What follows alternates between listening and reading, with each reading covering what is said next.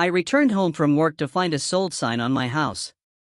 My stepfather sneered, "You don't need luxury at your age," and left for his VIP European tour. I let him go, but when he came back, he had nowhere to stay. Can you imagine coming home after weeks away, exhausted, and just wanting to collapse into your own bed, only to find out your entire life has been stolen from you? Not by some stranger, but by your own family? That's my story. And trust me, the revenge was sweet. My name is Ethan, I'm 28, and my job as a structural engineer keeps me on the road, traveling between projects more than I'm home. It pays well, but it's brutal. The one thing that kept me sane, the one thing I clung to, was my house. My home. Or so I thought. Because the day I got back from a 3-week business trip, that house was no longer mine. I knew something was off the second I turned onto my street. I was running on about 3 hours of airplane sleep, dreaming of a hot shower and my couch. But then I saw it. A bright red and white sold sign, jammed right into my front lawn. My stomach just dropped. I slammed on the brakes so hard my tires shrieked. No. No, no, no. This had to be a mistake. My brain just refused to process it. I pulled into the driveway, practically tearing out of the car, my work bag still slung over my shoulder. Before I could even get to the door, I heard him. Richard. My stepfather. He was inside my house, packing my things. I practically ripped the front door open, storming in. What in God's name is going on, Richard? He barely even looked up from taping a box. Oh, hey, kiddo. You're back earlier than I thought. Kiddo, he always called me that, like I was still some clueless teenager, not a grown man who had busted his ass for everything he had. I dropped my bag with a thud. Why is there a sold sign on my lawn? Richard let out a dramatic sigh, like I was the one inconveniencing him. We sold it. My blood ran cold. We? What do you mean we? I took a step closer, my voice barely a whisper. Richard finally sat down the packing tape, looking at me like I was the slow one. Your mother and I, obviously. You don't need a big house like this, Ethan. It's ridiculous for someone your age. You should be renting a small apartment, saving money. He waved a dismissive hand. You'll thank me later. My fingers curled into fists. Richard, this is my house. I bought it with my money. You had no right. He actually laughed. Kid, you think you did this alone? You think you're some self-made success story? He clapped me on the shoulder like I was a child. It's all family money. Shared assets. You don't actually own anything. I recoiled like he'd slapped me. Family money? Shared assets? That was a lie. A sickening, calculated lie. Here's where things get technical, and where the betrayal truly stings. Yes, I paid for the house. Every single mortgage payment came directly from my account. But when I bought it at 23, I was too young to get a good loan entirely on my own. My credit was solid, but the bank needed a cosigner. My mother, bless her heart, had volunteered. It's just paperwork, Ethan, she'd said, waving away my concerns. It'll still be your house. So I signed the documents, believing my name was on the deed, which, for a while, it was. What I didn't know was that while I was away, busting my butt for work, Richard had refinanced the mortgage. Behind my back. My name had been quietly removed from the deed months ago. The house was now solely in his name. And legally? He had every right to sell it. I felt physically sick. You, how? My voice caught in my throat. Richard just smirked. Oh, don't look so surprised. You signed the paperwork years ago. You really should read the fine print, kiddo. My hands were shaking, trembling with a rage I hadn't felt in my life. Where is Mom? Richard shrugged. Already in Italy. Needed a little break. I gritted my teeth. So you sold my house, took the money, and left me with what, exactly? Oh, don't be so dramatic, he smirked, actually patting my cheek like I was a toddler. You're young. You'll figure it out. But I had a plan. Richard zipped up a sleek leather suitcase and slung it over his shoulder. Listen, I'd love to stay and chat, but I've got a flight to catch. 5-star hotels, private tours, the works. First class all the way. I just stared at him. He walked past me toward the front door. I'll bring you back a nice souvenir. Then he was gone. I stood there, in my empty house, staring at the spaces where my furniture used to be. My home. My entire life. Stolen. And I couldn't do a single thing about it. Or at least, that's what Richard thought. I let him board his flight. I let him sip champagne at 30,000 feet, thinking he'd won. But when he landed back home 2 weeks later, he realized something. He had nowhere to go. So, where was I?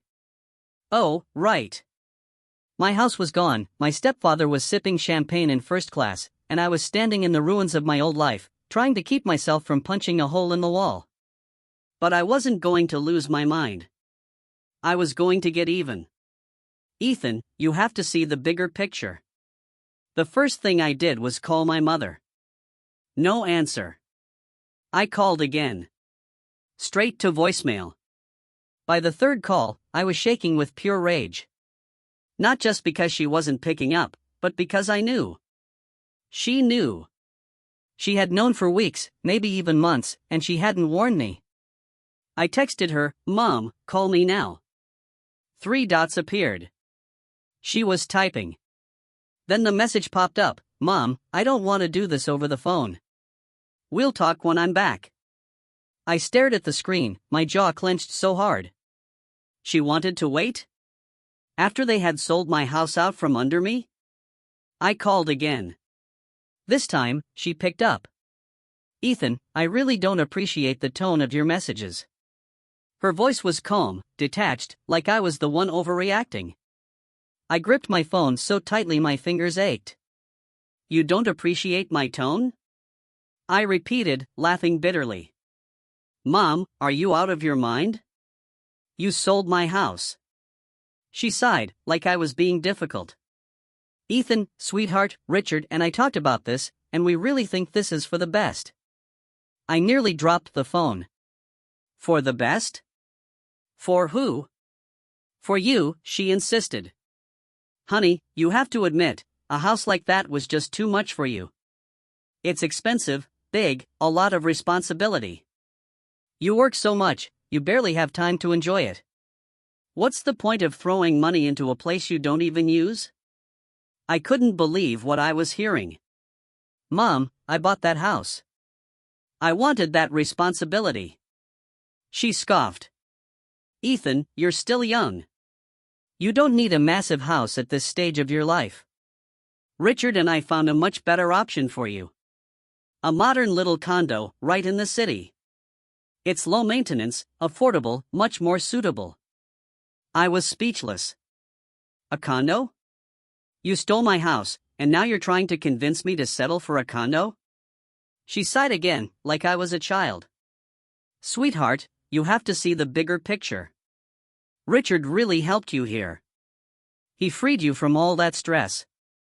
And listen, we didn't just take everything. A portion of the money will go toward helping you get that condo. Richard will handle the details once we're back." My stomach churned. "And the rest?" There was a pause. Then she said, "Well, a little went toward our trip." "But Ethan, come on. It's all family money. We all deserve a little happiness, don't we?"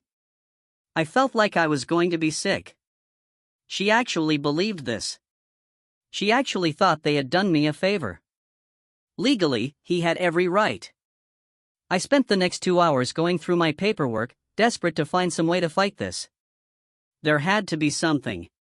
Some legal loophole, some document that would prove the house was still mine. But when I got to the refinancing papers, my stomach turned to stone. Because there it was, in black and white. Months ago, while I had been working out of state, Richard had refinanced the mortgage in his name only. My name had been removed from the deed, making him the sole owner. He had done it so quietly, so strategically, that by the time I even realized what had happened, it was already too late. I read the fine print 3 times, hoping I had missed something. But I hadn't. Legally, he had every right to sell my home. The money was already gone. My next move was to check my bank accounts. I knew I hadn't seen any money from the sale, but I needed to be sure. When I opened the banking app, my hands started to shake. Because I saw exactly what I feared, a $490,000 deposit from the home sale, followed by multiple withdrawals. Hotel bookings. Luxury brands. A wire transferred to an international account. I felt like I was going to be sick. The money wasn't just gone, it had already been spent. But I wasn't done yet. I sat in my empty house, staring at my phone, feeling a cold, hard rage build up in my chest. Richard thought he had one. But I wasn't going to let him get away with this. I took a deep breath, steadied my hands, and made 2 phone calls. The first, my lawyer. The second, my Uncle David. See, Richard had forgotten one thing. The only reason he had the credit to refinance the house was because of my mother. And I knew something she didn't want him to know. Richard was about to lose everything. Let him enjoy his European tour. Let him sip champagne and think he had gotten away with it.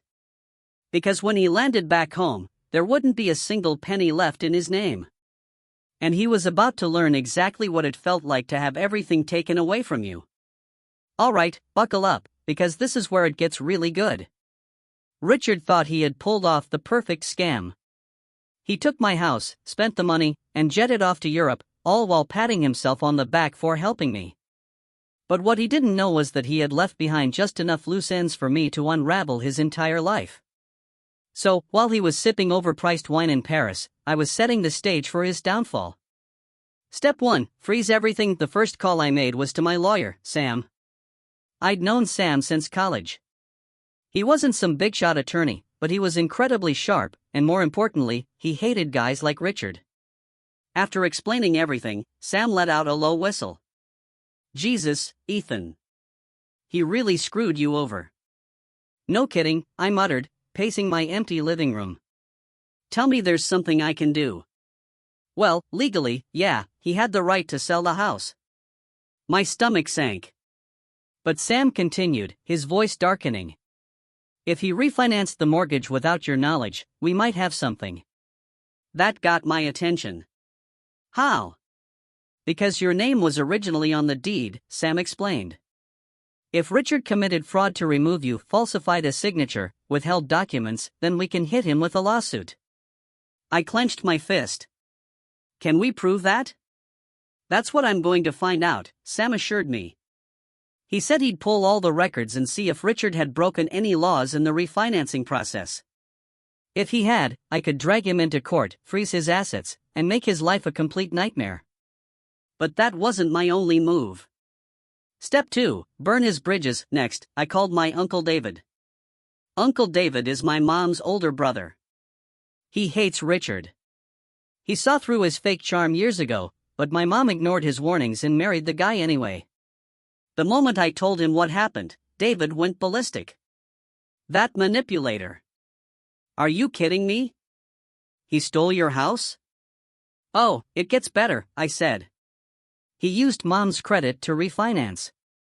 I'm pretty sure she doesn't even know how deep she is in this. David cursed under his breath. What do you need from me? David owns a small accounting firm, and lucky for me, Richard had been using his services for years. He trusted my uncle to handle his taxes, business filings, everything. And now David was more than happy to dig through Richard's financials. If there's anything shady in his books, I'll find it, David promised. And if he's evading taxes, he's going to have bigger problems than you. I grinned. That's exactly what I was hoping you'd say. Step 3, the final blow. For the next 2 weeks, I kept my head down and waited. I stayed completely silent, didn't call my mother, didn't send any messages to Richard. Let him think everything was fine.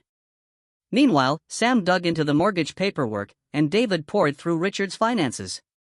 And then, just 3 days before Richard was set to fly back home, I got 2 phone calls. The first was from Sam. "Bingo," he said. "Richard committed mortgage fraud." Apparently, Richard had forged my signature on some documents to push through the refinancing without my consent. That meant his entire sale of the house was illegal, which meant I could sue his ass off. "Send me everything," I told Sam. "We're bringing him down." Then, an hour later, David called. "You're going to love this," he said, almost laughing. "I found undisclosed income in Richard's tax filings." I perked up. "What kind of income?" "Let's just say he's been hiding money from the IRS for years. Hundreds of thousands. Under the table cash. All unreported. If I make the right phone calls, he's going to have a serious audit on his hands." I felt a slow, cold smile creep onto my face. "Make the calls." "Gladly." Richard had taken everything from me. Now, I was taking everything from him. Richard lands back home and learns he's screwed. Richard's flight landed at 4:15 p.m. on a Sunday. At 4:37 p.m., I was sitting in my car across the street from his house, waiting. I didn't have to wait long. A black Uber SUV pulled up, and out stepped Richard, dressed in a designer coat and looking smug as ever. I watched as he rolled his suitcase up the driveway, humming to himself. And then he reached the front door. He punched in the key code. And nothing happened. Richard frowned and tried again. Still nothing. Then the door swung open, and there stood my mother. And she did not look happy. Even from across the street, I could hear their voices. "What, Linda? Why is the code not working?" My mother folded her arms. "We need to talk." Richard tried to step inside, but she blocked the doorway. "Not out here. Just let me in." "Richard," she said, her voice suddenly trembling. "The bank froze our accounts." His expression changed instantly. "What?" "I don't know what happened," she cried. "Everything was fine, and then this morning, I tried to withdraw money, and they said the account was locked." Richard's face turned pale. Very, very pale. Then his phone rang. He answered, stepping away. From my mom, and that's when I saw it. His entire body stiffened. He started yelling into the phone. I knew exactly who he was talking to. Because the IRS audit notice had just landed in his inbox. His tax fraud had just been exposed. His illegal mortgage had just been flagged. His entire financial life had just collapsed. And he had no idea who did it. I drove away, smiling. I could have stayed and watched. I could have walked up to Richard, stared him dead in the eyes, and told him exactly what I had done. But I didn't. Because the best revenge is letting him realize, all on his own, that he lost. I lost my house. But Richard? He just lost everything. Alright, this is where it gets truly satisfying. Last time, Richard landed back home only to find his bank accounts frozen, his tax fraud exposed, and my mother blocking him from entering their house. He had no idea what was happening, only that his entire financial life was crumbling around him. But that was just the beginning. Because now it was time to watch him drown. Who did this? I didn't stick around to watch Richard lose his mind in real time. Instead, I drove home, made myself a drink, and waited for the inevitable call from my mother. It didn't take long. At exactly 6:42 p.m., my phone lit up with her name. I let it ring. Then ring again. And again. Finally, I picked up. Mom? Her voice was shaking. Ethan, do you know what's happening? I leaned back in my chair, sipping my whiskey. Depends. What's wrong? She let out a panicked breath. Richard's accounts are frozen. The IRS is investigating him for tax fraud. And the mortgage company is saying there's a legal dispute over the sale of your house. I pretended to be shocked. Well, sounds like he's having a really bad day. Ethan, she snapped. This isn't funny. Did you do something? I let the silence stretch. Then I said, very calmly, you and Richard stole my house. She flinched. I could hear it in the way she exhaled sharply. Sweetheart, she started, her voice softening, you have to understand, we were thinking about your future. The house was just too much responsibility for you. I laughed, low and dark. Responsibility? That's your excuse? You stole everything from me, and now you're upset that Richard is facing consequences? Ethan, she whispered, he's going to lose everything. I smiled. Good. There was a sharp intake of breath. You don't mean that. Oh, I do, I said. Because guess what, Mom? He's not the only one losing everything. Richard had nowhere to go. I found out what happened next from Uncle David, who had front row seats to the meltdown of the century. After hanging up on my mother, I texted David, how bad is it? David, bad. Richard tried to take money out of one of his business accounts. Frozen. Tried to call his tax guy. Found out the IRS is auditing him. Panicked. Then he tried to get into the house and Mom. What? Mom kicked him out? I sat up straight. You're kidding. David, nope. She's freaking out. She doesn't want to get caught in his mess, so she locked him out and told him to fix his own problems. Where is he now? David, no clue. But if I had to guess, he's sleeping in his car. I couldn't stop grinning. Richard had spent the last 10 years lording over me, treating me like some stupid kid who needed his guidance. And now he was homeless. Ethan, please, we need your help. A day passed. Then another. On the third day, my phone rang again. Mom. I let it ring, then ring again, then finally I answered. Mom? Her voice was strained. Ethan, we need to talk. I set my drink down. About what? She hesitated. He's in trouble. He has nowhere to go.